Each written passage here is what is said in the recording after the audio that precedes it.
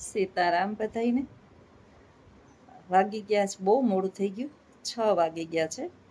મારી મમ્મી એને એનો ભત્રીજો તેડી ગયો, ખૂણો મુકાવા તેડો ને, મહિનો દી થઈ ગયો આજ ભાઈને, 1 મહિનો 3 દિવસ થયા. એટલે ખૂણો મુકાવા લઈ જાય, હવા મહિનો કીએ એટલે થાય, પછી તહેવાર આવી જાય એટલે ભોગ ઉતરી જાય એમ કહેવાય. માનો ભોગ ઉતારવા લઈ જાય એના માવતરિયા, ખૂણો મુકાવા કીએ. એ હમણાં તેડીને ગયો અને બાને સાફ સૂફ કરી અને હું શાંતિથી હવે બેઠી. બહુ સત્સંગ કરી લીધા, બહુ દુઃખની ને શોકની ને વાતો કરી લીધી. જીવનનું ચક્ર ગતિ બદલાવી ન રાખીએ ને તો જીવન જીવા જેવું ન રહે, એટલે પરિવર્તન લઈ આવવું જોઈએ. મમ્મી મારી એનો સ્વભાવ એવો છે કે વાત લે ને, આ બધા જો કે વૃદ્ધોનો સ્વભાવ આવા જ હોય. આપણો કેવો થઈ જાય એ આપને ખબર નથી, બાળાપણ ને બુઢાપણ બે સરખા છે. પણ ક્યારેક ક્યારેક ખીજાવવું પડે મારી માની કે માં એકને કકો લઈને કૂટાય નહીં. થયું એ તો થયું, હવે અણધાર્યું નથી થવાનું, હવે જે છે એનો વિચાર કરી અને જીવવાનું હોય. અને નરસિંહ મહેતાએ તો એનો જુવાન દીકરો મૃત્યુ પામ્યો હતો કે તમારો સાંભળ મૃત્યુ પામ્યો, એટલે નરસિંહ મહેતાએ કીધું હતું કે ભલે થયું ભાંગી જંજાળ, હવે સુખે ભજશું શ્રી ગોપાળ. શ્રી હરિનું સ્મરણ કરીને માં આપણે એમ તો ન જ કહી શકીએ કે ભલે આ સારું થયું, પણ કમસે કમ મનને તો વારવું પડશે ને. એટલે વળી બિચારી થોડીક વાર થાય તો ઘૂંટડો તો ન ઉતરે. એ મા દીકરાનો હથવારો હતો ને બે ભેગા ને ભેગા રહેતા. પણ પછી વિડિયાની અંદર એકની એક વાત મને કંટાળો ચડે, એટલે આજ વિચાર્યું કે શાંતિથી વિડીયો બનાવું. ગતિ ચાલતી ગાડી હોય, સરસ મજાની ગાડી નવી નવી ચાલી જતી હોય, અને એની અંદર એક લોખંડની ખીલી ઘૂસી જાય ટાયરમાં અને ગાડીની ગતિ રૂકી જાય છે. એમ સરસ મજાનું આપણું જીવન ચાલતું હોય, અને આ જીવનની અંદર એક નેગેટિવ વિચાર જો ઘૂસી જાય તો આપણું જીવન બદલાઈ જાય છે. હંમેશાને માટે પોઝિટિવ વિચાર રાખવા. દરેક બાબતની અંદર આપણું ઘણી વખત જે છે ને, પેલા આપણું ખરાબ થયું હોય ત્યારે આપણને પેલું આપણે પ્લેન ક્રેશની વાત કરીએ, પ્લેનની એમાં 2-3 જણા જે છે ને એ ટાઈમે પહોંચી નહોતા શક્યા અને એની મંજિલ સુધી ના પહોંચ્યા, એટલે એ પ્લેન ઉપડી ગયું અને એરપોર્ટ ઉપર આવી અને એ રોતા હતા કે અરે રે પ્લેન ચૂકાઈ ગયું ને ન સફળતા મળીને. 10 મિનિટની અંદર એ જ એની દુઃખ જે છે એ સુખમાં પરિણમ્યું હતું એના માટે, અને પેલા જે ખુશ હતા એ દુઃખમાં પરિણમ્યું. એટલે ઈશ્વર ઘણી વખત જે છે ને આપણી ગતિ ક્યારેક રોકતો હોય, આપણા રસ્તાની અંદર અવરોધો આપતો હોય, આપણે જે જોતું હોય આપણને ના મળતું હોય. ઘણું બધું એવું છે કે આપણે જોઈએ છે અને આપણે મળતું નથી. ત્યારે આપણે એટલા બધા હતાશ, દુઃખી અને નિરાશ થઈને બેસી જઈએ છીએ કે મારી ઉપર જ કેમ આવું થાય છે, મારે જ કેમ આવું થાય છે. તો ઈશ્વરે કંઈક પણ વિચાર્યું હશે આપણા માટે, એના સિવાય આવું બને નહીં. કંઈક સારું વિચાર્યું હશે. બને છે ને, હું પેલી પરીક્ષાઓ સરકારી જે હોય ને બધી, હું અત્યારે પ્રાઇવેટ જોબ કરું છું. ઘણા મને ક્વેશ્ચન કરે છે કે બેન તમારે સરકારી નોકરી છે કે પ્રાઇવેટ? હું પ્રાઇવેટમાં નોકરી કરું છું. એકને એક જગ્યાએ છેલ્લા 21મું વર્ષ બેઠું, 22મું વર્ષથી નોકરી કરું છું, અને હું ત્યાંથી ક્યાંય ગઈ જ નથી. બધી પરીક્ષાઓ ગવર્મેન્ટની પાસ કરેલી છું, અને ગવર્મેન્ટની અંદર મારો 3 વખત વારો પણ આવી ચૂક્યો છે.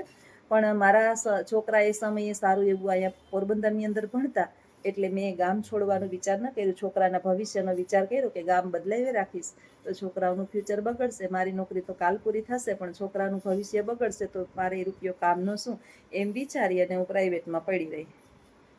પણ મને વિચાર આવતો કે સરકારી નોકરી કેમ મને ના મળી ને કેમ ન થયું. પણ ઈશ્વરે મારા માટે વિચાર્યું હોય કે કંઈક તારે બીજુંય કરવાનું છે, તારે તારા પૂરતું સીમિત નથી રહેવાનું, તારા નસીબની અંદર તો ઘણું બધું છે.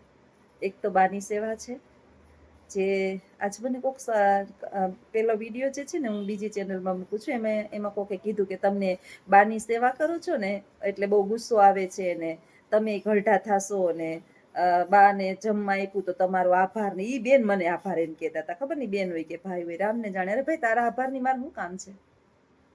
મારી માં છે અને હું તો એના માટે થઈને જેટલું કરું એટલું ઓછું છે. અને મને ગુસ્સો હોય ને તો 33 વર્ષ થયા, બા મારા ભેગા છે, અત્યારે મારા ભેગા ન હોય, વૃદ્ધાશ્રમમાં હોય, કેદીના વયા ગયા હોય, અથવા તો વૃદ્ધાશ્રમમાં ન હોય ને તો બીજા બાના બીજા 5 સંતાનો છે એની ઘરે આટા લેતા હોત. એકની એક જગ્યાએ મને છોડી અને ચોટીને તમે નવા નવા છો, નહીં જોયું હોય, મારી ઘરે તો મારા યુટ્યુબ ફેમિલી ઘણા બધા આવીને 2-3 દિવસ મારી યુટ્યુબ ફેમિલી મારી ઘરે 2-3 દિવસ આવીને રોકાઈ ગયેલા છે અને એને રૂબરૂ જોયું છે કે બાનો મારા પ્રત્યેનો પ્રેમ બેભાન અવસ્થાની અંદર મને ગોતતા હોય. એટલે હું ગુસ્સો ન કરું, અને ગુસ્સો તો હું બધા ઉપર કરું, મારી જનેતા ઉપર. એ સાચું તો હું બધાને કહું. એટલે કહેતી હોય તો હું બા માટે થઈને ઘણી વાર એને કહેતી હોય. અને ગુસ્સો હોય ને ત્યાં જ પ્રેમ હોય. જ્યાં અબોલા હોય, જ્યાં શાંત વાતાવરણ હોય, ત્યાં ન પ્રેમ હોય, ત્યાં નફરત હોય, કાંઈ ના હોય, ત્યાં સ્મશાન હોય. એટલે હું તો એમ કહું છું કે હવના મા બાપને સંભાળી લ્યો. એટલે આ પૃથ્વી પર વૃદ્ધાશ્રમ નાશ પામે. જે ઘણા બધા વૃદ્ધાશ્રમ બિચારા ખોલીને લોકોની સેવા કરે છે. આપણે સૌ પોતપોતાના માતા પિતાને શાંતિથી સંભાળી લઈએ એટલે વૃદ્ધાશ્રમો પૂરા. અને ઘરડાઈ કંઈ ઓછા નથી હો. વૃદ્ધો જે છે ને એના જીભડા જે છે ને એ જોરશોરમાં હાલતા હોય. પથારીમાં પડ્યા એનું ટેટે ચાલુ જ હોય. અને એ સહન કરવા માટે માથા ઉપર બરફ રાખવો પડે. મારી મા એવી છે, એને આજે 22મો દિવસ થયો. એટલે મારી મા એમ કહેતી હતી કે દીકરી 32 વર્ષથી આવી, આનો સ્વભાવ અત્યારે આવો છે તો જુવાનીને કેવું હોય છે. તે મને કોઈ દી ઘરે આવીને ફરિયાદ નથી કરી કે મને આવું માં આવું છે. નક્કી કરી લીધું હોય આપણે સાસરે એવા હોય ને, તે ઘરની સાસરાની વાત પિયરમાં નહીં કરવાની, પિયરની વાત સાસરામાં નહીં કરવાની. એ આપણા સુધી સીમિત રાખવાનું. આપણી ખાનદાની હોય. ખાનદાન મા બાપની દીકરી હોય ને એ કોઈ દિવસ આ નક્કી કરી લેવાનું. ખાનદાન મા બાપની દીકરી હોય એ પોતાના પિયરની વાત કોઈ દિવસ સાસરામાં નહીં કરે, અને પોતાના સાસરાની વાત કોઈ દિવસ પિયરમાં નહીં કરે. આ તમારા ખાનદાની નિશાની છે, અને ગમે એવું હોય છે ને એવું નિભાવી લે. પણ અત્યારે તો આપણે બધા જોઈએ છીએ કે ઘર ભાંગવાનું મુખ્ય કારણ શું છે.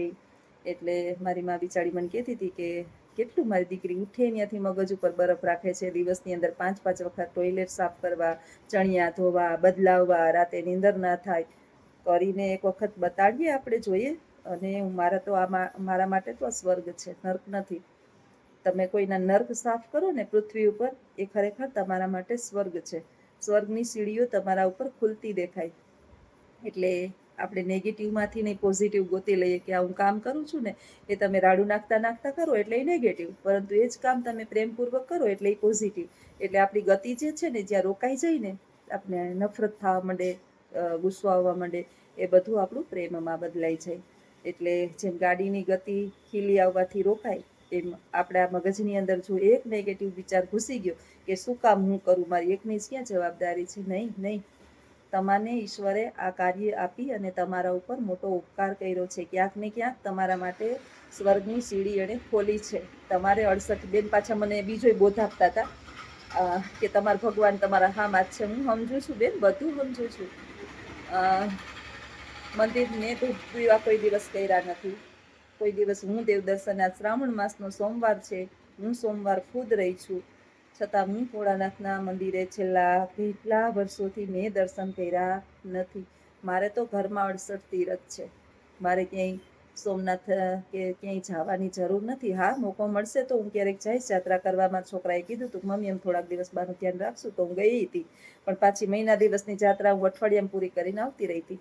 કારણ કે મને ખબર પડી કે બા બિચારા મારા વિના થોડાક પેલા જોતી કરે રાખે છે. એટલે પછી યાત્રા નસીબમાં હશે તો થાય, નહીંતર મારી યાત્રા આજ છે. બધું મારું ફરજ, મારું કર્તવ્ય, બધું પૂર્ણ ઈમાનદારીથી મને ખબર જ છે કે મારે શું કરવાનું છે ને શું નથી કરવાનું. મારી ફરજને હું સારી રીતે જાણું છું ને નિભાવું છું. અને મને ગુસ્સો ના આવે જ નહીં. અને મને ગુસ્સો ના આવે એના સબૂત મારા યુટ્યુબ ઘણા બધા ફેમિલી કે જે મારી ઘરે આવીને રોકાણા છે, આવ્યા છે. એક નહીં, ઘણા બધા આવ્યા છે. અને મારી સાથે કોન્ટેક્ટમાં પણ છે, મારી સાથે ફોનમાં પણ વાતો કરતા હોય છે. મારા ઘરની પરિસ્થિતિ એ વિડીયો કોલ કરીને જોતા હોય છે. અને ઘણા બધા આવી ગયા છે. એટલે એને ખબર છે કે હકીકત, ખરેખર હકીકત જે છે એ નેચરલ છે કે તમને દેખાડો, આપણે કહીએ ને કે દેખાડો કરે છે કે કુદરતી છે. દેખાડો છે ને એ સામાન્ય માનવ સામે માણસો કરતા હોય છે. આ પૃથ્વી ઉપર મને ગમે એટલા લોકો મારી પાછળ પડે, નિંદા કુથલી કરે, એ ગમે એવી મને ખરાબ કહે, એની એક તલ જેટલી મારા ઉપર અસર ના થાય. આ પૃથ્વી ઉપર ગમે એટલી લોકો મારી પ્રશંસા કરે. જુઓ, કે મારી જે છે ને કાયમ લગભગ 100-150 જેટલી કમેન્ટો હોય ને એ પોઝિટિવ સારી સારી સારી સારી સારી સારી હોય. હું ફૂલાવ નહીં, મારું કર્તવ્ય છે, મારે કામ કરવાનું છે ને મારે આમાં આગળ વધવાનું છે. તો ઈશ્વરે મને સરકારી નોકરી ન આપી અને મને આ કામ સોંપ્યું. અને મને વિચાર આવ્યો, લખુને વિચાર આવ્યો કે ભાઈ તમે વિડીયા બનાવો ને, તમે નોલેજ ના બનાવો, આનું તો કંઈ હતું નહીં, નોલેજ ના બનાવો, ભણાવવાના બનાવો. તમે આટલું ભણેલા છો તો તમારું જ્ઞાન માણસો સુધી પહોંચાડો ને.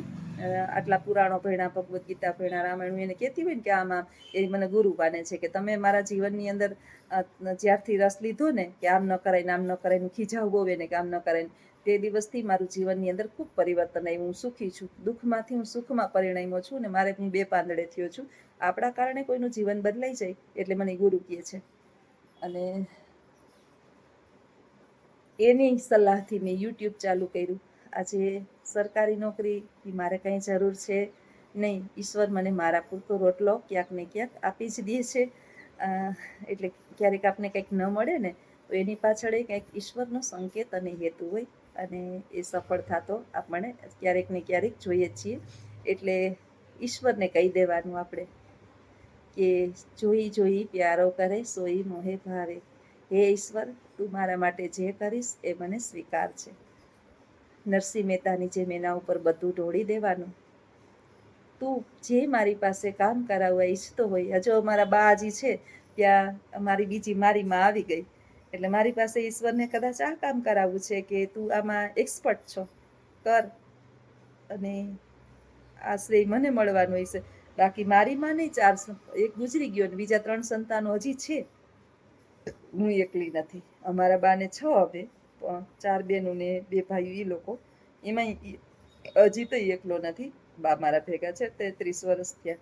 મારી માં નહીં આવ્યા છે, એને અમે 5 ભાંડેડા હતા, ભાઈ ભેગા રહેતા, બા બાપુજી. બાપા ગુજરી ગયા 3 વર્ષ થયા, ચોથું બેઠું. હા, 5 વર્ષ થયા. અને હા, ને ભાઈ હમણાં ગુજરી ગયો, મહિનો દિવસ, 1.25 મહિનો થયો.